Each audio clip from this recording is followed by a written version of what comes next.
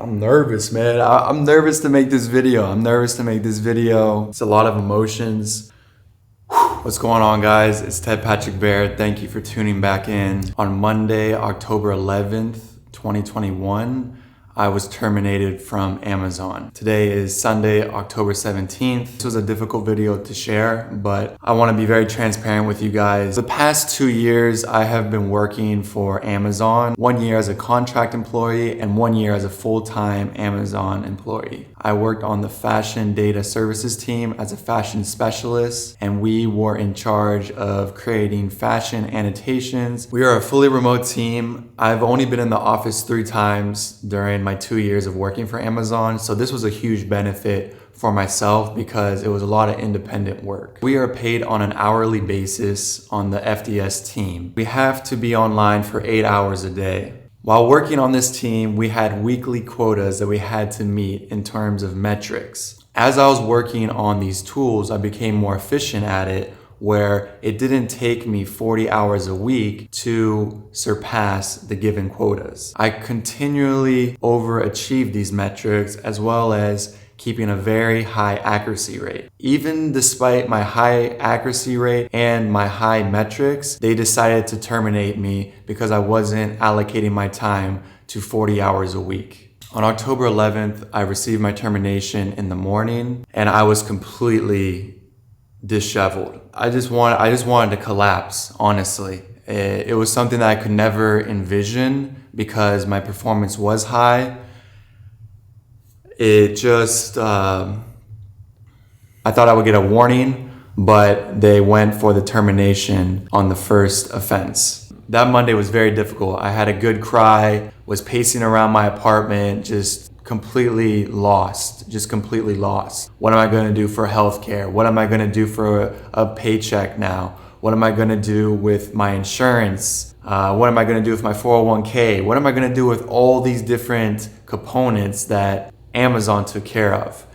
It was just so much to think about, and it was just very overwhelming that day. This is my first job that I ever got fired from, so it is quite embarrassing to admit that, yeah, I did not follow the directions. I worked so hard to get this job. It took me 3 tries to even get this position, and I had to fight my way, claw my way to get placed on this team. So the fact that I worked so hard to be on this team to end up getting terminated is just kind of embarrassing to me. I greatly appreciate the opportunity Amazon gave me because it allowed me to get stability in my life. Over the past 2 years, I was able to pay off my personal debt, build savings, invest in the stock market, and create a very comfortable life for myself in Everett. I became used to the weekly paychecks coming in, having the healthcare, having the various benefits of my phone being paid for, and other great perks while working for Amazon. I grew more and more comfortable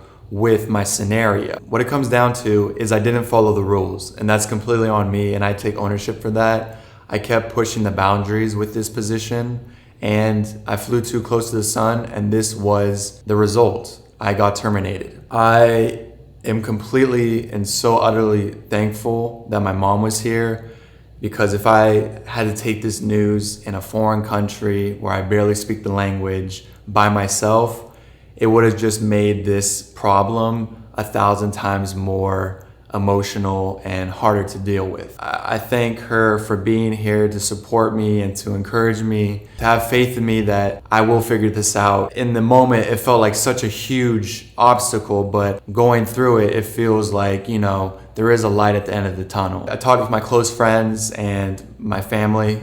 My dad wasn't here, he's back in the States, so I called him. I received an overwhelming amount of support from my friends, my family, my girlfriend. They were really people I could lean on during this crazy, uncertain time. Even though this is a rough time, I still have so many blessings to be thankful for. I have my health, I have a mom and dad who are in great health, who support me and are inspirational into my own development and who I use as role models to base my actions and my character off of. I have supportive friends who know that I'm going to figure this out, who are encouraging, who don't doubt me for 1 second that this will all blow over and will work out for the best. I have a beautiful girlfriend. I'm an American citizen. I have a roof over my head. I have food to eat. I have clothes on my body. I have a savings. On Monday, this seemed like the end of the world, but as the days went on, I was able to calm down, collect my thoughts, and realize how small of a deal this is in reality of what's going on. Upon being fired from Amazon, I came away with 3 takeaways. The first takeaway is I wasn't giving 100% to Amazon, and I wasn't giving 100% to myself. I was in a position and in a job where I loved the benefits and the perks more than I liked the job. I wasn't giving my 100% effort, and this is not fair for Amazon, and it's not fair for me.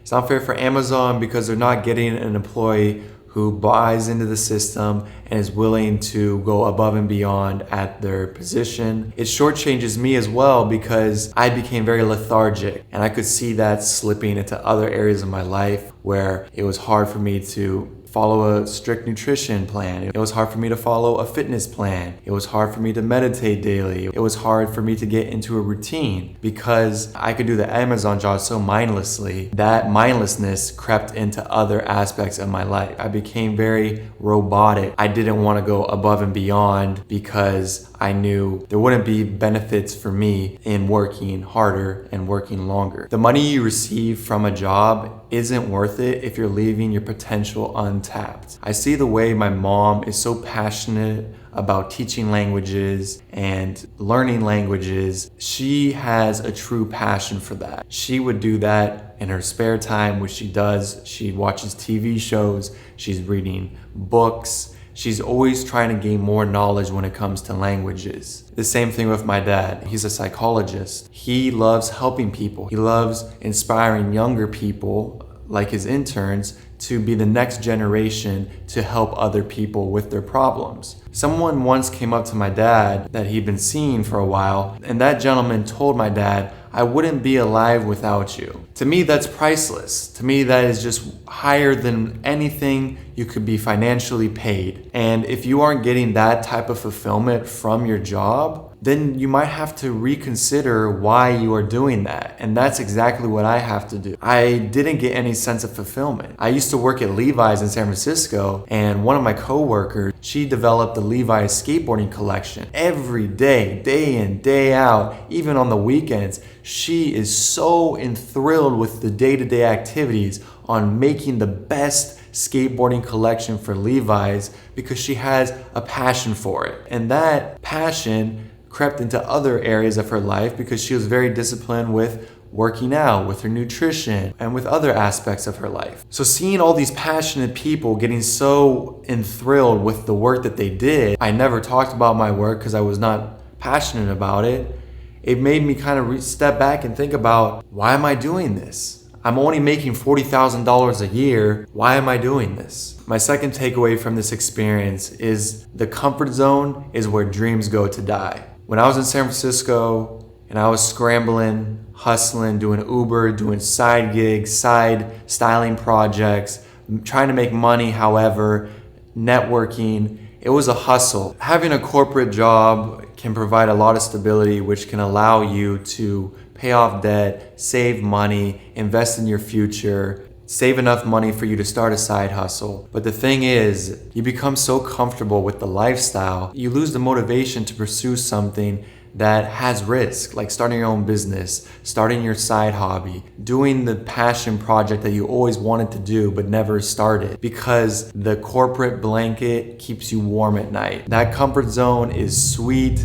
You don't have to put yourself out there. You can kind of stay in your own world and collect your paychecks and live a decent life. But the issue with it is, if you're not fulfilled from your corporate work, you can wake up 2, 3, 4, 5 years down, 10 years down the line, collecting all this money, and you're unhappy. And for me, it was only 2 years. 2 years of unhappiness. It wasn't an immense amount of unhappiness, but I wasn't passionate about the work at all. I became very content with my life. I was living in my bubble. I could work from home. I didn't really have to interact with a lot of people, so my social skills started to take leaps and bounds backwards. I forgot how to socialize with people because I didn't need to. So in conclusion, the comfort zone can provide stability, but it's up to you to realize how long you want to stay in that comfort zone. Go to the comfort zone with a purpose. I want to save money. I want to have stability for 6 months, a year. Be very methodic with the comfort zone, because if you say,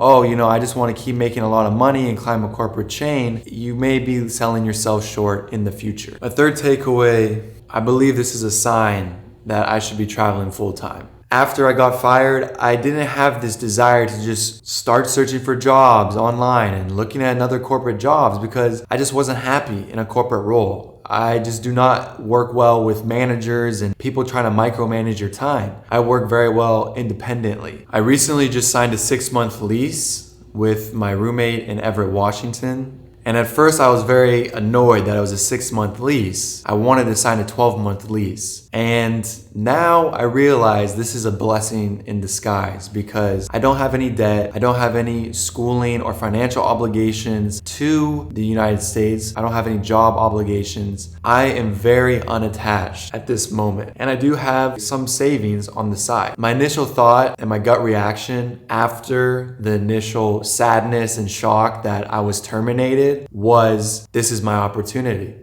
This is my opportunity to give YouTube 100%, to get back into something that I love doing, that challenges me, that pushes me outside my comfort zone, that gets me excited about life. I have a 6-month lease. I have little to no obligations in Washington State. I don't have a job to worry about. I have some savings that I can stretch if I want to. I've been talking about traveling full time for a long time, and it's always been a fantasy of mine. It's always been a fantasy that's in the future. Once I'm able to make this amount of money online, once I have this much in savings, etc., etc., all these excuses onto why I can't travel full time now. It's funny because I was talking with one of my good friends, Mike and Nolan. This happened in 2020. We were sitting down on Lake Union eating some oysters, and I told them, if I'm not traveling full time by 2022, something went wrong. And now everything is setting up for me to travel full time in 2022. I have 6 months to get ready, save some more money, figure out ways to make money online, build my channel, so that way when it's time for me to renew my lease, I can just decline that and travel full-time starting May 2022. It's intimidating to know that the opportunity is here, because I always talked about it as if it's a distant future goal. But the opportunity is now, and it scares me, but that's what gets me excited, because the things that scare us the most are the things that we should probably be doing. The most transformational periods of my life, like moving to San Francisco to go to college without knowing anybody, going to Senegal for 2 weeks, playing JV basketball with only being one of 2 freshmen on the team with a bunch of upperclassmen, running my own clothing company, moving from San Francisco back to Everett. All these times I had to take the leap of faith. I didn't have everything planned out, but those moments where I embraced the unknown and felt uncomfortable is where I saw my best personal growth. And over these past 2 years, I felt like my personal growth has been stagnated in some ways. I want to give this a shot. I really want to give this a shot, because even if it fails, at least I know I tried. It's like the man in the arena quote by Theodore Roosevelt. It's about the people that are in the arena, living life, taking risks. And even if I fail, I know I left everything on the table. You can plan your whole life away. I'll be happy when I buy this car. I'll be happy when I marry this person. I'll be happy when I have kids. Then once you reach these certain milestones, it's always another step. And that's something I struggle with too, because I always think once I get to this point, oh, then that'll be it.